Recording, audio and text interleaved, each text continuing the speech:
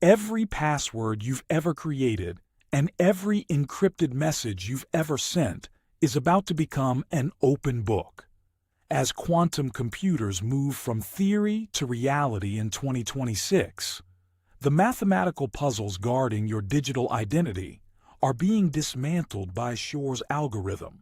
Your privacy isn't just at risk, it's effectively obsolete. Every single day, you perform actions that require a special kind of protection. You log into your bank account, you check your email, you buy things online.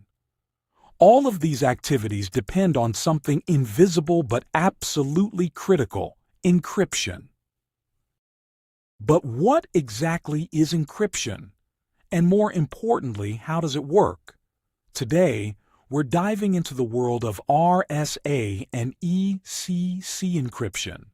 These are the mathematical walls that protect your money, your identity, and your privacy. Understanding them is the first step to understanding why quantum computing poses such a dramatic threat to everything we believe is secure online. Let's talk about prime numbers. A prime number is any number that can only be divided evenly by 1 and itself.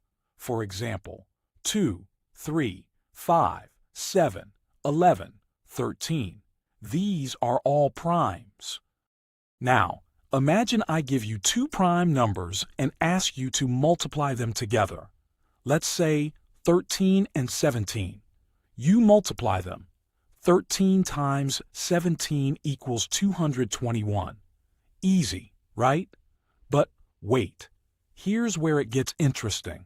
Now I give you the number 221 and ask you, what two prime numbers did I multiply to get this?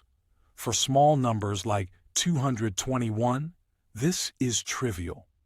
But what if I used much, much larger primes? What if I multiply two prime numbers that are each over 600 digits long? That would give me a number with over 1,200 digits.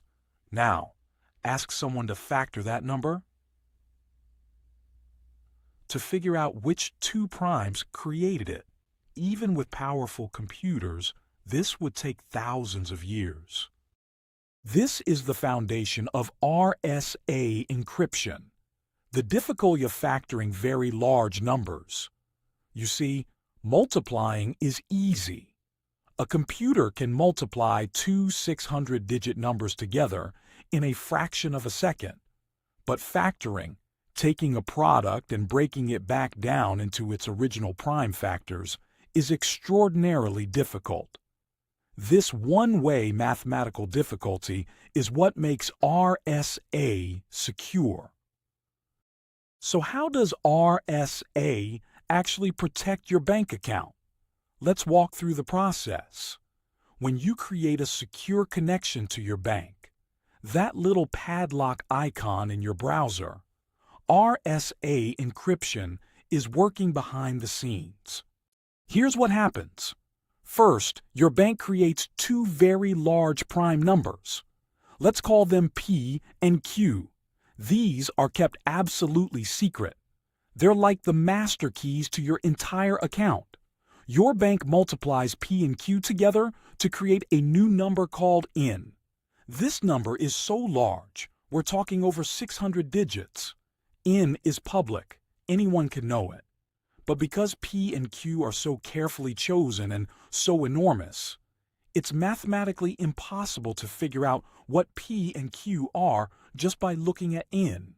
Next, your bank does some additional mathematical operations to create two more numbers, the public key and the private key. The public key is shared with everyone. It's used to encrypt messages. Think of it like a mailbox that anyone can put a letter into. The private key is kept secret. It's the only thing that can decrypt those messages.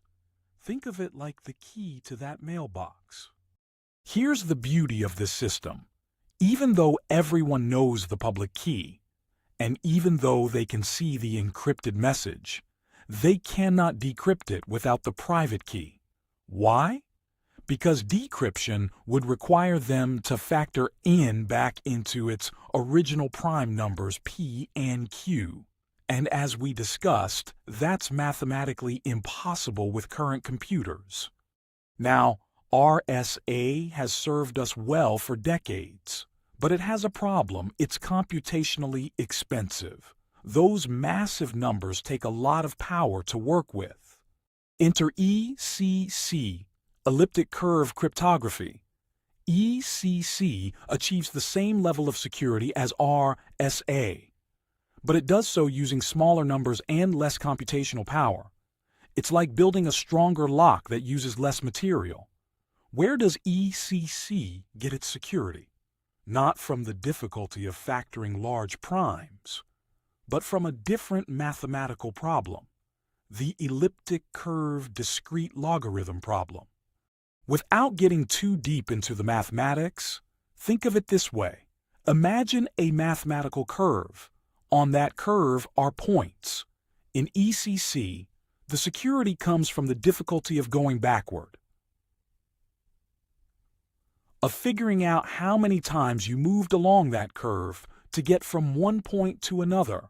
It's a different problem than factorization, but it's equally difficult to solve. And because ECC works with smaller numbers, it's faster and uses less energy than RSA. This is why newer systems, like the ones protecting your cryptocurrency wallet or securing modern messaging apps, are shifting to ECC. But here's the thing, both RSA and ECC share. Their security depends entirely on mathematical problems being difficult to solve with current computers. And that's where quantum computers come in. But that's a story for another chapter. Let's bring this down to something concrete. Your bank account. When you log into your online banking portal, here's what's happening.